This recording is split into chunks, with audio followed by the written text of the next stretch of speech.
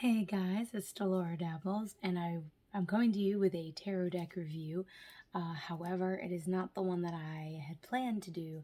I wanted to do a review of the Embroidered Graveyard Oracle, but I haven't worked with that deck enough to do a full review like what I want. However, I will say that I'm really enjoying the deck so far.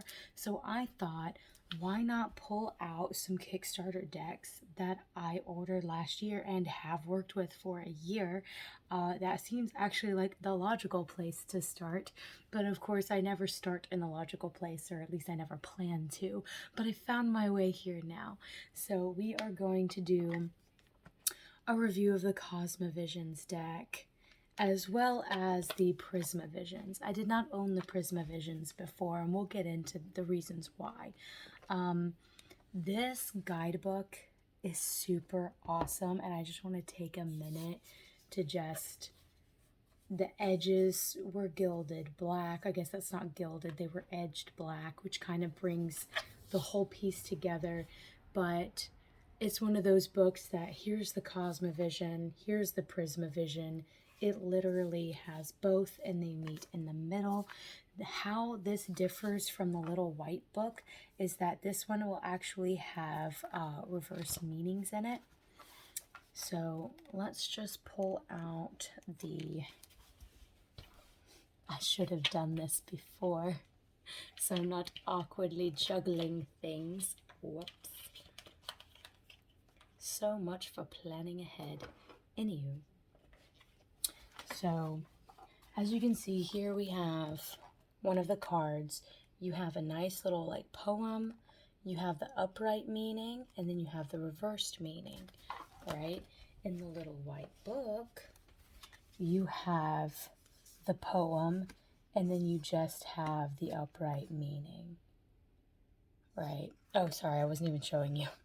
You have the little like italicized poem, and then you have the upright meaning. So the book does give a bit more in the way of reversals. I don't always use reversals, so sometimes it's nice to know in a negative connotation what that card means, and you don't get that from the guidebooks. The illustrations and the paper quality, absolutely amazing. The print quality is some of the best, right? And there was a printing error, so he gave us a little card, and this was from the Kickstarter that James R. Eads did last year. All right, so let's get into the Prisma Visions, right? Because I don't have as much to say about this one because it's been out for a while, and a lot of people have spoken about it. I really like it. It's not a tarot deck I reach for often. I have a lot of tarot decks that I tend to reach for more, but that said, I find myself accidentally reaching for this one when I mean to grab the Cosma Visions deck. Then I'm like, oh no, I reached for this one for a reason. And every time I do that, I get an amazing reading out of this. I really do. Now that Kickstarter did something very fun, where James R. Eads gave holographic versions of all of the extra 79th cards. However, quite a few people got cards that were just a little bit taller than the rest of the cards in the deck.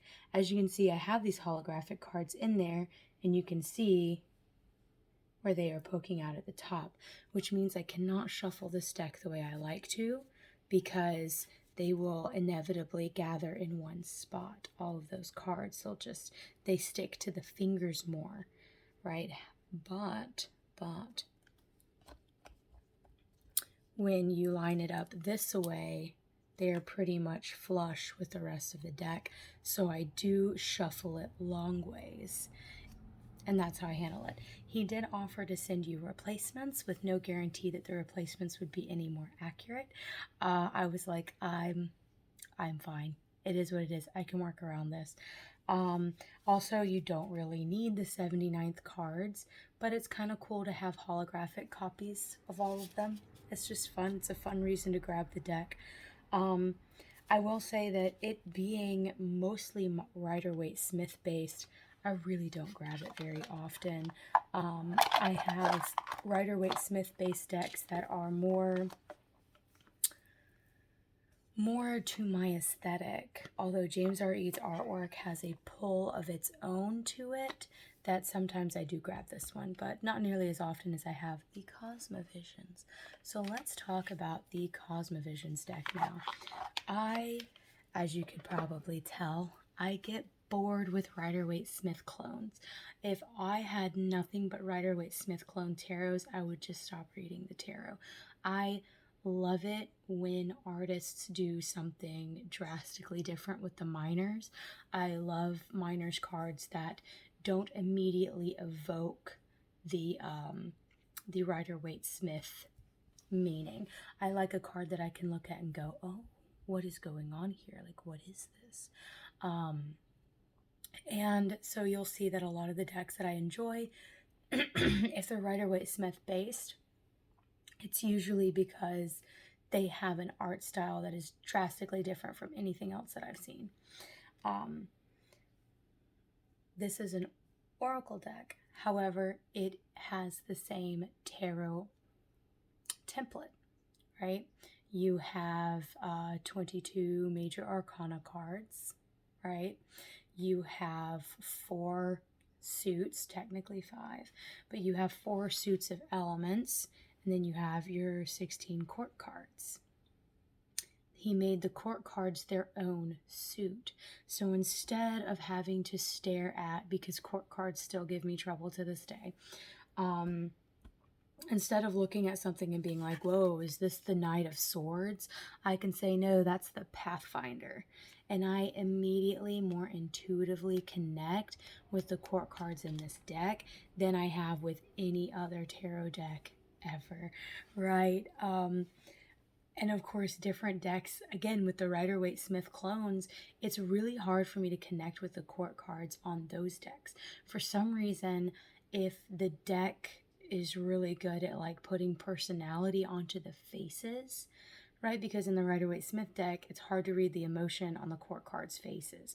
I think that the Knight of Swords is probably the only one that you're really like, whoa, you know that's the Knight of Swords because he's rushing to do something, right? All the other ones, they just feel, the faces feel very bland, right?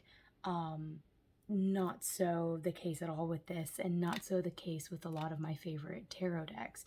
So I definitely would love to see more court cards as a 5th suit that are separate and have titles that are not royalty, if that makes sense, or that are not family positions like mother, father, daughter, son, instead of the page, knight, queen, king, whatever's, or princess, prince, you know, like in the Thoth.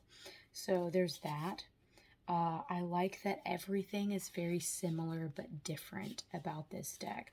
For instance, instead of the devil, we have the vessel, right?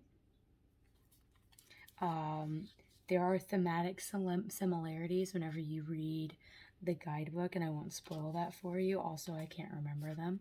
But what I also like is that, so the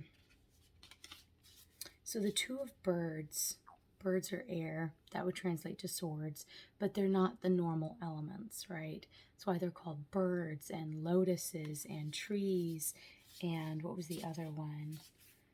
What's the other suit called? It embers. You have all of those delicious things in here, right? So completely different names. It's like you don't even try to associate a Rider-Waite-Smith meaning with these cards. Also, the 2 of Swords is about decisions, whereas this particular card, it's less about decisions and more about, you know, just like you have 2 different people here. One is struggling, right, to do the impossible. The other one is just sitting there and enjoying doing something else, right? You always have a choice to go the hard way and to work yourself to death, or to just enjoy it. And so in a way, it's still about choice, but it's a completely different picture that evokes a completely different vibe. And most of the minors don't really even connect like with the original Rider-Waite-Smith. Like the 7 of Lotuses here, The Seven of Cups, which would be its counterpart in the tarot, would be more about illusions or options or fantasies, whereas this one is about being completely and totally overwhelmed. You are almost at the apex of overwhelm, right? It doesn't say that you're overwhelmed with options or illusions, but it captures that feeling of overwhelm, right? That the Seven of Cups has a slight vibe of overwhelm, but mostly the fantasy and illusion aspect is what shows through most. But with this card, you're just taking that little hint of what the Seven of Cups could also be talking about, and you're making that little hint, that small vibe, into the focus of the picture. And so working with an entirely different vocabulary while still using the tarot system, right, is very, very fun. As you guys know, anytime I talk about decks and different reviews, I like to talk about vocabulary, because it's like, if imagine you are a child and you have to communicate something, but you don't know that very many words yet. That's what our tarot decks are. Our tarot decks are children that don't know a lot of words. And think of them as that kid that's trying to tell you what just happened outside, but that child might not know the word for wolf, but he knows the word for dog, and he knows the word for big and hairy. Maybe he knows the word scary too, maybe he doesn't. But if a kid comes out from the woods and it's like, there's a big hairy dog, the parent can be like, that's probably not a dog, right? So that's kind of how you have to be with your tarot deck. And so whenever you go through a fresh deck, ask yourself, what vocabulary is this deck using? And you do this more for oracles. Because this is an oracle tarot hybrid, I figured I'd give you guys the little spiel about vocabulary. You definitely want to choose a deck that has a vocabulary that is either very different from what you already have on your shelf, right? Or can be useful for you in some way that other decks are not, right? Because it's very easy. I'm looking at myself here. It's very easy to buy a bunch of tarot decks. I have a ton of tarot decks in storage in my storage unit right now that I have not missed. You know, since I moved here in November, I have not missed them. I have all of the decks that I really, really love and cherish in front of me, and I haven't bothered to go back to my storage unit to dig out those decks, though I will be digging those decks out to do reviews of them soon. So vocabulary is something that we're going to talk about a lot. And if you are curious about these two decks and you want to know more about each individual card so you can see the vocabulary for yourself, I have the unboxings of these from last year that you can just go through. Maybe I'll try to do the cards things on YouTube. Yeah, maybe I'll put a card at the end of this video. See if I can figure out how to do that. Anyway, but yeah, this is one of my go-tos. I absolutely love it because I love a tarot deck that is just different. It has a different vocabulary because you just get a vibe after a while from a deck and you're like, I'm having this kind of problem that I can't really put my finger on, you know, what kind of deck I want to use for this, but it's this kind of problem and I always use this kind of deck. Let me use this deck. Right, let me see what the vocabulary in this deck has to say about this problem. And that's where it's also really useful to have an oracle deck that's not like this one. This one is definitely more of a hybrid between the two, and I think it's a perfect hybrid between the two. But I think it's probably one of the biggest reasons why we like to use oracle decks alongside tarots, because that oracle deck, we might have a really bitey, oracle deck that could help us, help the tarot bite more, or it might be a really hard situation. And so we want to get a tarot deck that has, not a tarot deck. We want to pull cards from an oracle deck to complement the reading. We want that oracle deck to be really nice and soft and comforting, right? So for this is like, if you are bored with Rider-Waite-Smith tarot, pick this up. Pick this up and you will love it. I also backed the Kickstarter for the minis, and because you get a little bit of a better deal when you order 2 decks, I ordered not the Prisma, but I ordered like the purple and like cream looking one.